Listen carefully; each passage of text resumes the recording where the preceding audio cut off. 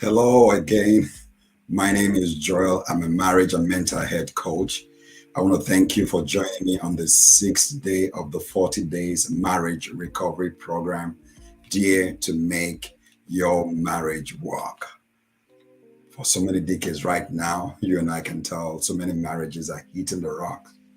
So many marriages are being endured instead of being enjoyed. And so many couples are finding it difficult to, improve or overcome the differences that have hit them in their marriage. And so, with this 40 days marriage recovery program, our prayers and our goal is to see healing restored to marriages, harmony restored, and also lifelong love. We want couples to always remember them when they were courting, when they were dating, the excitement, the joy. We want that to continue in marriage. We know there are so many struggles and so many challenges people are confronting today, and that's why God asked us to do this to help many marriages and to bring peace and restoration to marriages. And today, on the sixth day of the love there, I'm going to be looking at the topic and very exciting subject that on love is not irritable. Love is not irritable. You can tell that many of us, we can be easily angered, we can be easily offended, we can become so easily irritated by our spouses for sometimes for things we can control or things that we cannot control. We say when you look at the word irritable, what does it mean? It means to be near the point of a knife, not far from being poked.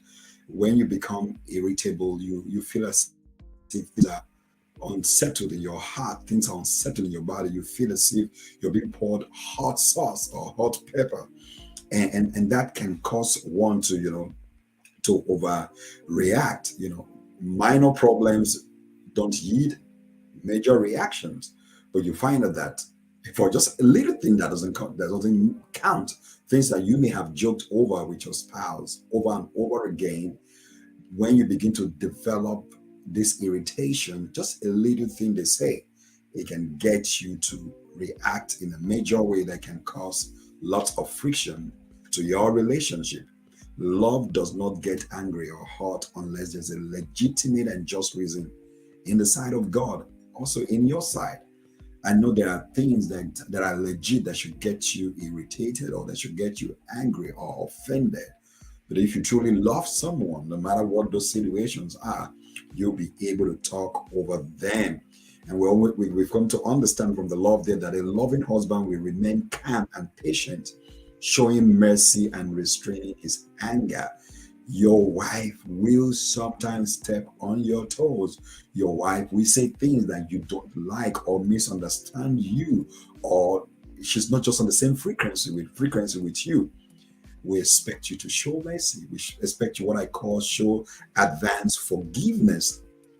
We expect you not to break into temper. We can be easily tempered. It's not just about the men alone. Some of our wives can be very hot tempered, they can be very short tempered. But what we're saying, when you remember the place of mercy, you remember the place of forgiveness, because sometimes your wife is going to throw the ball. I mean, she's going to just drop the ball. You also going to drop the ball. But where mercy and forgiveness reigns, I'll tell you, you will be able to go through any situation and dare to make your marriage work. And also for our wives, I mean for the women, a loving wife is not overly sensitive or cranky, but exercise emotional self-control. I know some men also can be emotionally overcharged sometimes, but we encourage you, don't be overly sensitive. I know there are some times we can drop the ball, we can, bring some disappointment to you, but we encourage, don't be too much, don't let your emotion take the best part of you. Break out of it and try to discuss the issue. We discover there are two major reasons why couples, can be easily irritated. The first one is stress. Stress can weigh down on couples. It can weigh down on the man. It can weigh down on the woman. It can drain our energy. It can also weaken our health. And we discover there are some causes that leads to stress. And what are these? One of them is relational causes. when there's a lot of argument, there's a lot of division and bitterness, when there are issues that have not been resolved, this can bring relational stress to your marriage. Another stress could be through excessive causes that comes through overworking, overplaying, and overspending. My wife will always say moderation. She always talks to me and everyone in the house about moderation. We must learn to moderate things in our lives and also in our relationships, because if we don't, it can lead to a lot of stress. And out of this, from the causes of relational stress and excessive causes, there are deficiencies that comes out of it. For example, getting enough rest, getting enough nutrition, exercise. All of this inflict a lot of pains in our body, in our spirit, and that can cause us, to become irritated. Life is not a marathon. Life is not a sprint, a marathon rather, sorry. But life is a sprint. The journey ahead of you and your spouse is long. So we just want to encourage it. Take one day at a time. Take one day at a time. Learn to show mercy. Learn to show forgiveness. Take enough rest. Do a lot of exercises. Do a lot of the things you do together in moderation, and that will be fine. But how do we come to overcome, or rather, how can we overcome unhealthy stress? There are therapeutic solutions out there from therapists, from psychologists. Those are great also. But biblically, God has also given us some strategies for us to overcome stress, and it comes from the place of love. When love guides our relationship, it helps us to avoid unnecessary arguments. When we love one another, when we truly care for one another the way God wants us to love ourselves, it will take our stress from our relationship and helps us to avoid arguments and unnecessary quarrel. Then prayer is very huge. Prayer can take away anxiety. The Bible told us that be anxious for nothing, but in everything, with prayers and supplications, make your request known unto God. Your marriage is also part of that request. You can bring unto God when you're experiencing anxieties, unnecessary arguments. You just can't get to a point where both of you are seeing at the same level. You can both pray about it. And one thing I've come to find out is when couples pray together in spite of their struggles and challenges, at the place of prayer, a higher wisdom, a higher being, which is for us, God, takes away those burdens. And you know what the Bible said? Come unto me, all ye that are heavy laden and labor, and I will give you rest. So when you bring that situation that is causing that irritation in your marriage before God in prayer, I tell you, you are going to overcome it. Also, in addition to prayer, learn to delegate at the place of work, with your friends, with your family. There are things other people can take care on your behalf. Please do that, and it will help your marriage get better. Then we must also try to avoid overindulgence. We must plan to have a Sabbath. Sabbath just not it does not really mean that don't go to church on Sunday or Saturday, whatever day you choose to go to church, but you can practice one day a week to just rest from a lot of activities that can give you some solemnity, let me put it that way, for you and your spouse. Then the second major reason, in addition to stress, that can cause you to be irritated is selfishness. Selfishness, when things don't go your way most of the time, it can cause us to be very irritable. We always say this, that some people are like lemons. When life squeezes them, they pour out a sour response. But we want you to be more like peaches. When the pressure is on the peach, the result is it becomes really sweet.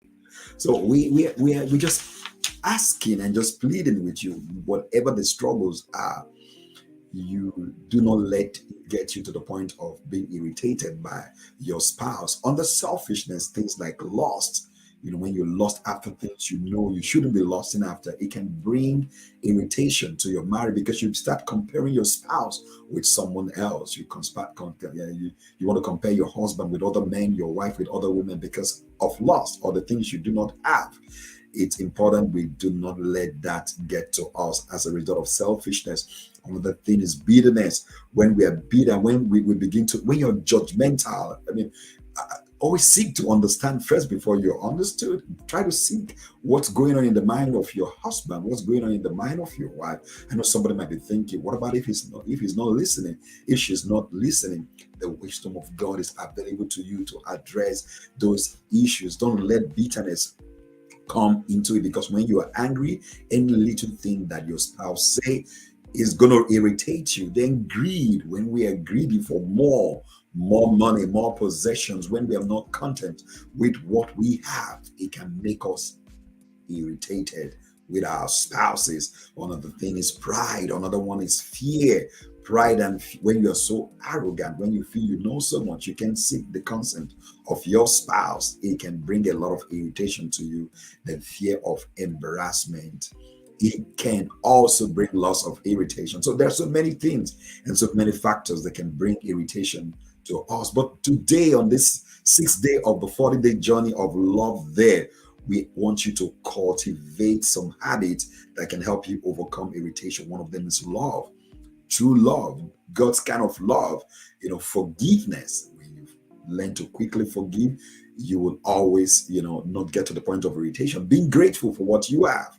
When we're grateful for what we have, when we are content, when we're happy with the success. I know there are lots of couples that are a bit insecure with the process, success and victories of their spouses. But I encourage you to take pleasure in their growth, in their successes, and that is going to help you. Then also prioritize your family.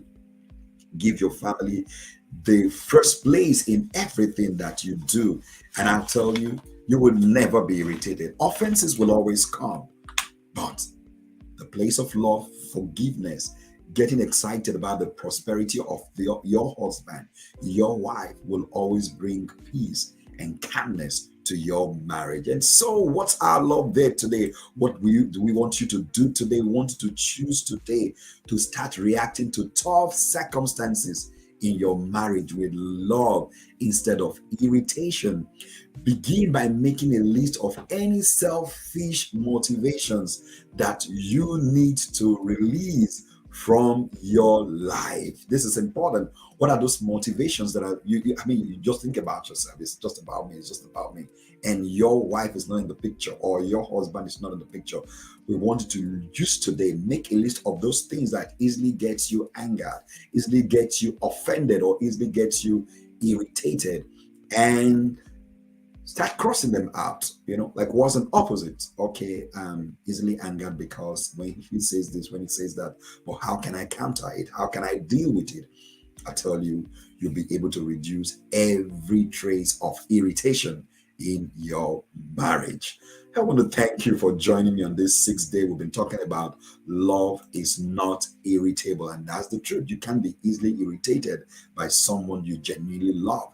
You will talk about those issues. You pray together. You will seek counsel. And I tell you, you will be fine. I just want to pray with you this hour, to pray for your marriage, that everything that has caused you irritation since you got married or since that matter began, today is the end of it. Today marks the end of it.